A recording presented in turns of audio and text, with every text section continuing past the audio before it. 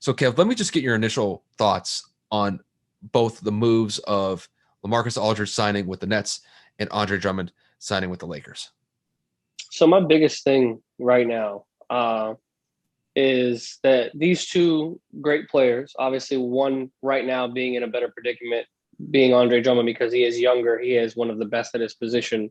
And LaMarcus is used to be one of the better power forwards in the league back in the day, back on Portland with Brandon Roy and those boys. And then obviously the earlier stages of his San Antonio tenure. First of all, I'm happy for the two of them both going out and playing for a competitor. Obviously, Andre's been plagued with, unfortunately, playing for the Detroit Pistons, having first-round exits multiple years, and then going over to Cleveland after LeBron's departure. So we all know that when that happens, Cleveland's pretty much bottom of the barrel. And then LaMarcus going from Portland to then compete in the postseason with the Spurs. So again, they are they both took an improvement. They've both taken a step higher or a step further in their careers, and they're both going to be able to be put in positions to compete for a title. In LaMarcus's case, I don't want to say that the move doesn't make a difference. Like you said, it adds depth. I know that LaMarcus's numbers haven't exactly been phenomenal this season, but he is 35 and he is, kind of coming up there and in age with minute restrictions. He's had some injuries in his tenures in San Antonio. He's been in the discussions in the buyout market for pretty much the latter of the season. So maybe he wasn't trying as hard. Maybe LaMarcus wasn't putting in much effort. Why risk getting hurt when you can potentially get bought out and then sign another deal? The list of reasons kind of go on and on. We do know that Brooklyn has a kind of a plethora of bigs right now with Blake Griffin, DeAndre Jordan, LaMarcus Aldridge. Kevin Durant is going to slide over and play the four sometimes, depending on the lineup that Steve Nash will run. But LaMarcus's ability to stretch the floor, be able to play that five position, be able to knock down threes, extended mid-range jump shots, and be an efficient free throw shooter makes me believe that this is a better move for the Nets because he gives you some form of consistency. He may not be the biggest rebounding threat in the world. He may not be the biggest defensive threat, but when you have DeAndre Jordan on the court and Kevin Durant and, all those other people that can rebound, I feel like LaMarcus can solely focus on what he was brought there to do, which was to score and, kind of guide, if not push the second unit on the floor. In regards to Andre Drummond, I think he's going to be a great asset to the Lakers because they are missing the bigs that they got rid of this offseason, as well as what they've been missing with Anthony Davis. AD can kind of focus a little bit more on the defensive side of things in terms of his one-on-one matchup. He won't have to rotate as hard with Andres down in the paint. And he can focus a lot more on his scoring. We all know that Anthony Davis is one of the perennial scorers in this league, easily over a 20 points per game average scorer in the game. So, when AD does get back, he won't have to shoulder as much as a defensive anchor in terms of playing the five position when he wanted to play the four. And obviously, we all know that Andre Drummond is 27, 28 years old. He's a career 13 rebounds per game center. He's averaging 17 points this season. So he's going to give the Lakers what they need, which is rim protection, and they're going to need some great offensive rebounds to kick out to those playmakers when they get back and healthy. So, like I said, I'm happy for both. I'm leaning towards LaMarcus's situation being just a little bit better because I feel like he fits the system. I was listening a little bit to Shannon and Skip this morning on Undisputed, and Skip did bring up some good points. Andre Drummond is still a very bad free throw shooter. So in late games, you can't even play him to protect the rim because it's going to become hack-a-Shaq, except it's going to be hack-a-Drummond. And then obviously, for whatever reason, he's not a very efficient post scorer. He is, I think, third or fourth in the NBA in post possessions at, 17 or 13%, but he makes less than 1 point per attempt. So that is absolutely ridiculous. He's one of the worst at, percentages when he goes for those layups, goes for those hooks, tries to draw contact. And he's not a great free throw percentage shooter. So it's like Andre does bring great stuff to the defense, but he is a little bit of a liability in terms of the traditional offense that the Lakers would try to run, which would be a small ball, quick, spread the floor shooting lineup. So, maybe the pick and roll with LeBron James would be good.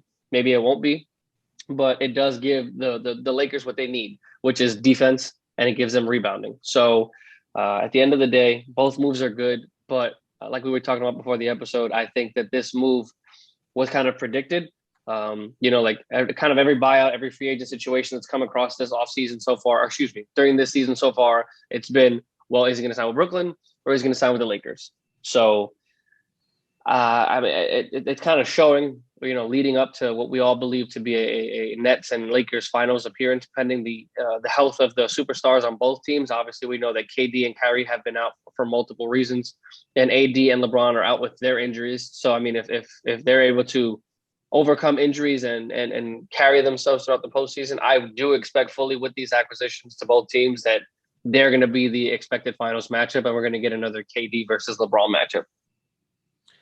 Yeah, I'm going to slightly disagree with you here simply because I think Andre Drummond's impact to what I think the Lakers are going to utilize him for, and I think it's going to be slightly more effective than I think how the Nets are going to use LaMarcus Aldridge in their system, simply because I think when the Lakers were starting to pursue Andre Drummond, they needed to address the biggest hole on the team, which currently at this point was their defense outside of like LeBron James and Anthony Davis being out of the lineup. Their defense was struggling for the last 2 months or so without AD in the lineup. You lose one of your defensive anchors. You're clearly not rebounding as well as you were before the injury that he had with his Achilles / calf / whatever it was. And when you look at the Lakers, when they were going those 2 months with LeBron carrying the team, they had to score because they were giving up points on the other end. So I think bringing Drummond into the fold here will definitely help out more on the defensive end. And look, they may just utilize him simply for defensive purposes primarily. Could they get him to chip in and get maybe 10 to 15 points every now and then? Yeah, sure. But I think they're going to love his ability to get rebounds. I think he's going to be a great just down low presence. Don't be surprised if he probably averages maybe a block or two during his time with the Lakers, just because look, he's one of the taller defenders in the league, and just having that big body down there to just protect the paint down low is definitely going to help. And I think that's one of the things that the Lakers have really been missing this year compared to last year, is that last year their front court was amazing just because they had so much depth at that 4 and 5 spot. So this move definitely helps them kind of recapture that same type of setup that they had last year. Is it going to be as effective as it was last year? I doubt it, but it's going to be something.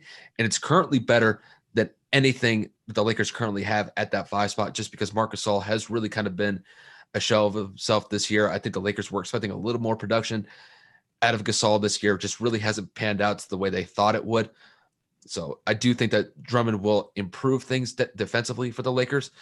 And then just to kind of touch on the Aldridge signing with the Nets, I think when you look at LaMarcus Aldridge, the Nets signed a 35-year-old Aldridge. This is not LaMarcus Aldridge back when he was in the days of playing with the Portland Trail Blazers.